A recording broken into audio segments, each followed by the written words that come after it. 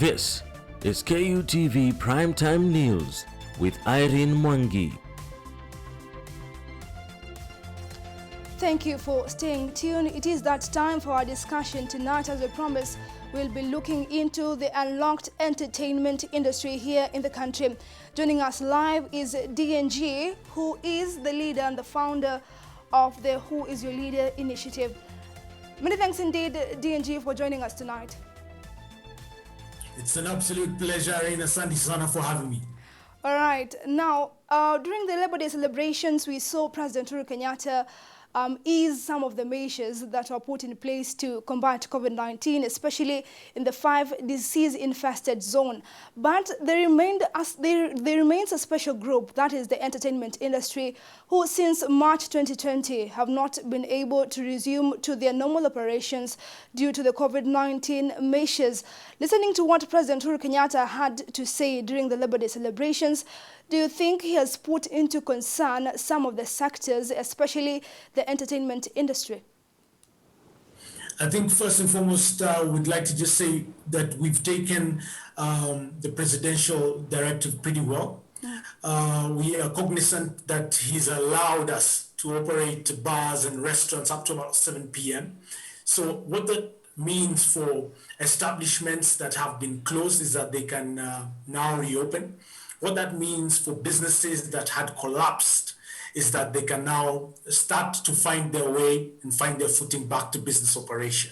So now, if you look at our initial request, plea and declaration and petition to the president, we were asking for full and unconditional opening of the nation. So that has not been done per se.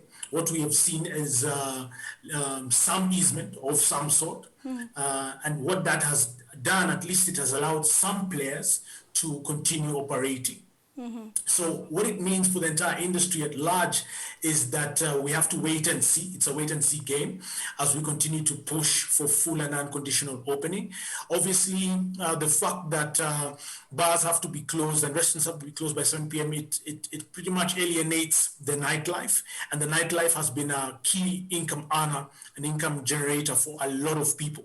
Now, I'm talking about bouncers, waiters, baristas. I'm talking about mixologists. I'm talking about chefs, business owners, investors in that industry, DJs, MCs, dancers, name it. They pretty much have been living off the nightlife industry, what we call entertainment. Obviously, we know that Kenya is a working nation. People work 8 to 5. So if you work 8 to 5, at what time do you have to go to the bar and leave by 7? So you have like 2 hours to entertain patrons. It's not enough. We are grateful for the little easement, but we're saying that we now need to work jointly with government, with the Ministry of Health. Of course, you would also like to say that we've been following the WHO protocols and the CDC protocols. That is social distancing, no mask, no entry policy, hand washing, sanitizing in all events. And that is how we've been trying to keep our patrons safe. And we will be continuing to sensitize patrons and revelers on the importance of maintaining these guidelines. So we are, of course, continuing to push for full and unconditional opening. And we'd also like to state that the economy can only resume normalcy if we push towards a 24-hour economy. It's the only way we'll be able to pick up and rebuild from the challenges that we've experienced during this pandemic and this lockdown. All right, DNG, what has been the situation like since March 2020 to now? You're talking about May, that is 1 year and 2 months or so.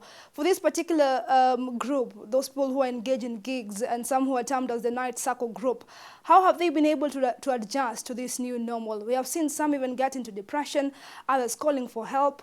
What has been the real scenario on how the people in the entertainment industry have adjusted to the new normal?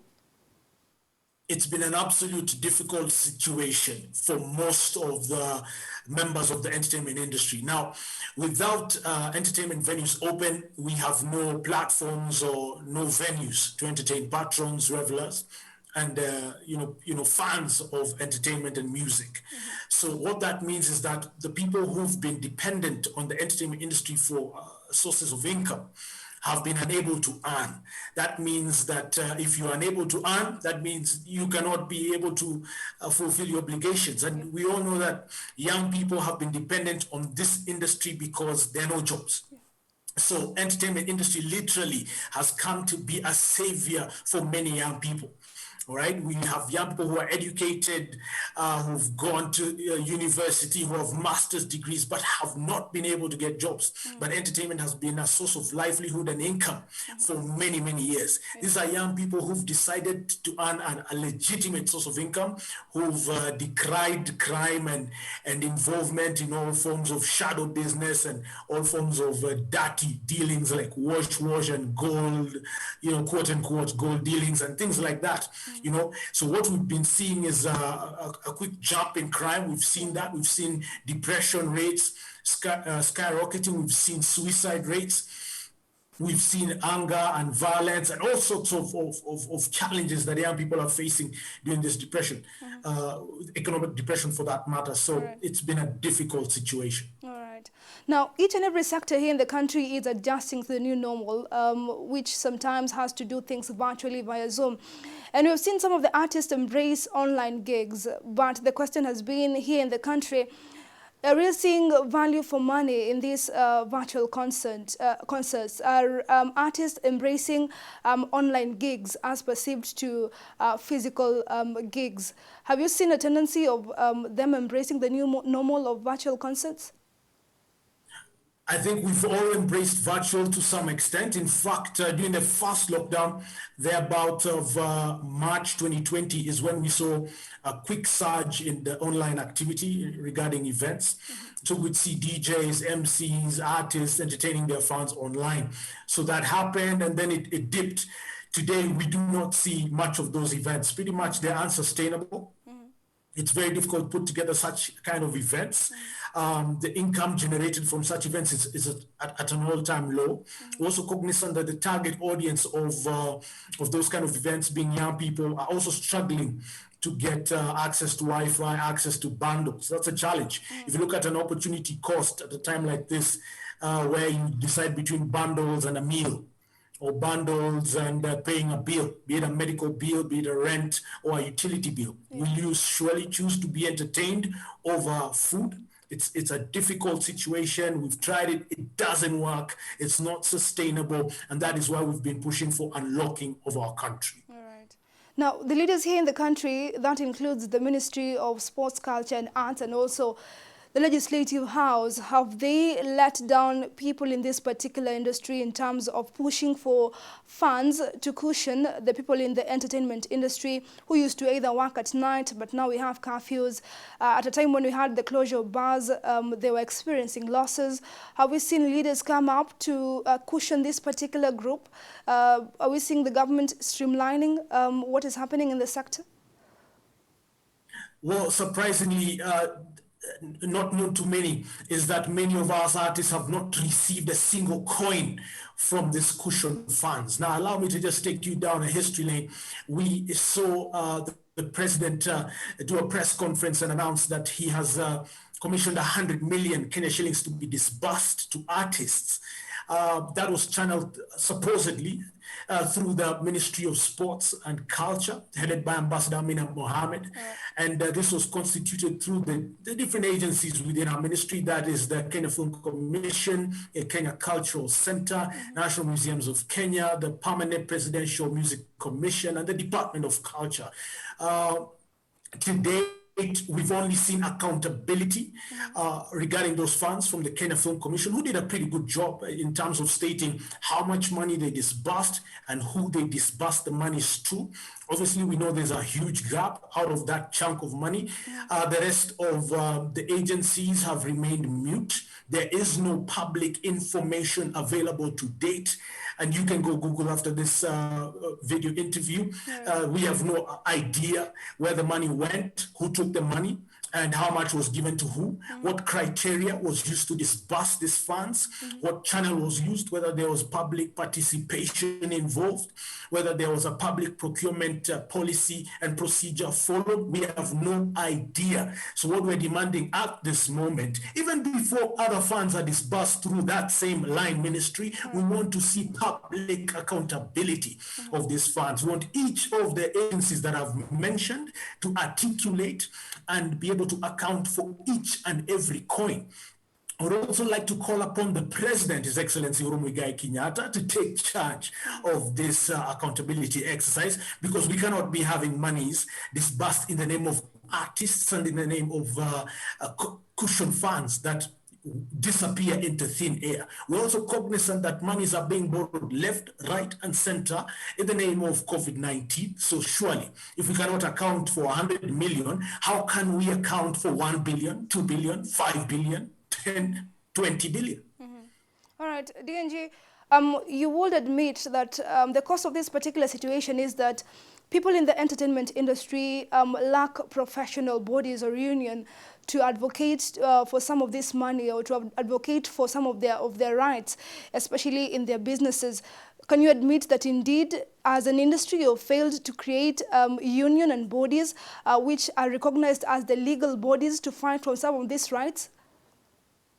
Actually, as a point of correction, there are so many organizations and forms of associations within this industry. There's associations for DJs, musicians, MCs. You will find that we also have collective management organizations, the likes of Camp, Prisk, MCSK, etc. So they do exist. Whether they're doing their job, I think they are better placed to tell us what it is that they're doing. So I don't think it's a matter of unity, because, for example, if we talk about accountability for funds, whether we're united or separated, whether somebody is a member of an association in Mandera and the other one is a member of an association in Narok, the other one in Kwale, it doesn't really matter. As long as you're a member of this organizations, or as long as you're an artist that is recognized by whatever channels, whatever associations or unions you may call, you should be able to get a chunk of that money.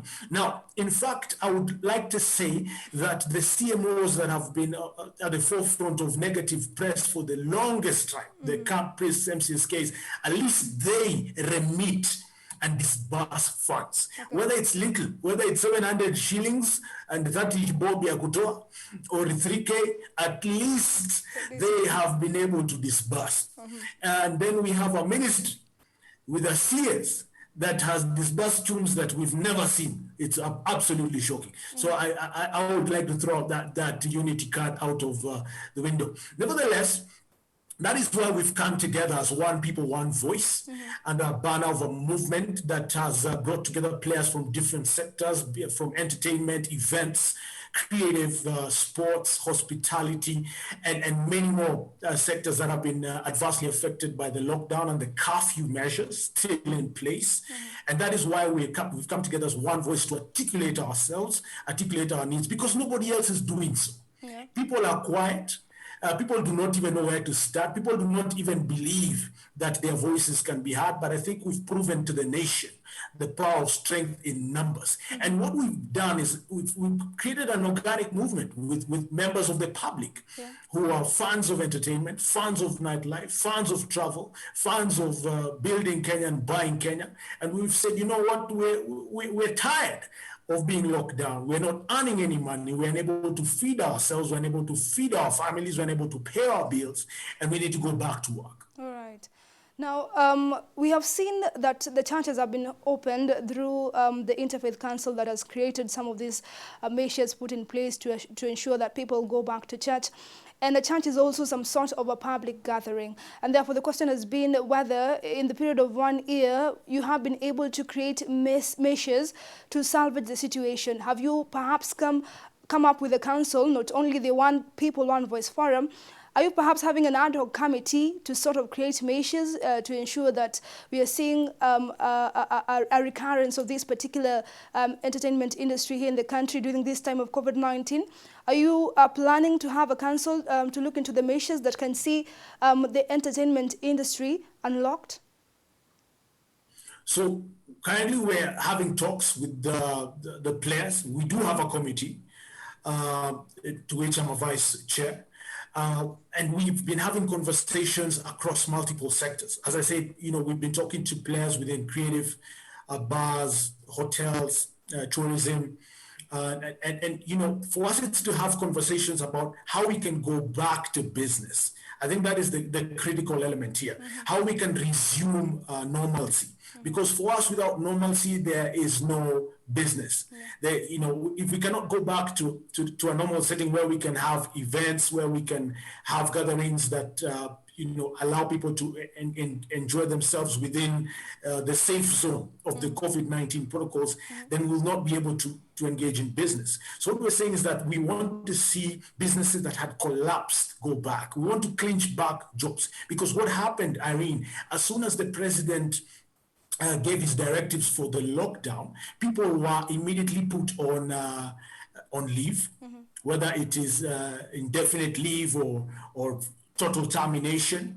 Those are jobs that were lost. Those are sources of income that were lost. That's taxes that the government desperately needs that were lost. So we need to figure out how to get those jobs back. It is not a guarantee that because the president after some period has decided, okay, let's allow these guys to go back to work, that those jobs are still there. Perhaps the investors could have moved on.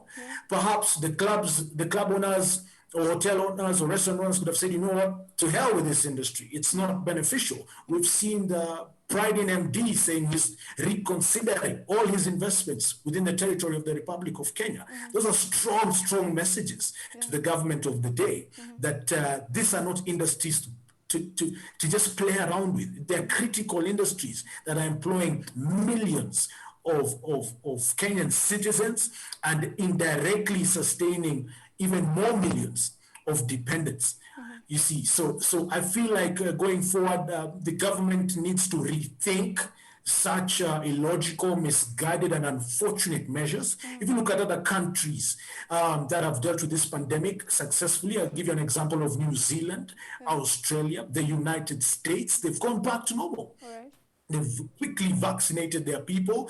They've quickly just put in place and enforced the COVID-19 protocols, which we all know. Even the little children in kindergarten 1 and 2, they all know that they're not supposed to touch their faces with dirty hands without washing with soap and water. So I feel like instead of lockdowns and curfews that are not adding any value in regards to dealing with this pandemic, we need to focus on what the WHO has told us, which is simply follow the protocols and go on with your life, because this is not something that's going to end in a split second. So we cannot close these industries indefinitely whenever we want and just quickly tamper with people's sources of livelihoods. It's unfair, it's draconian, and it should not be allowed to continue. All right, the fight against COVID-19 here in the country is a joint effort, and the Ministry of Health is at the center of it. Now, when you're looking into what the Ministry of Health is doing vis-a-vis other countries, are we foreseeing a situation whereby we'll be able to overcome this particular virus, given that we might see a fourth wave, and again, we will be back to the measures to combat the virus, which affects a lot of businesses here in the country? I think first and foremost, the Ministry of Health is the biggest problem and the biggest roadblock to a successful management of the COVID-19 pandemic. By the time you're seeing all these scandals on television, Irene, you're seeing cancer and all the millions, billions stolen.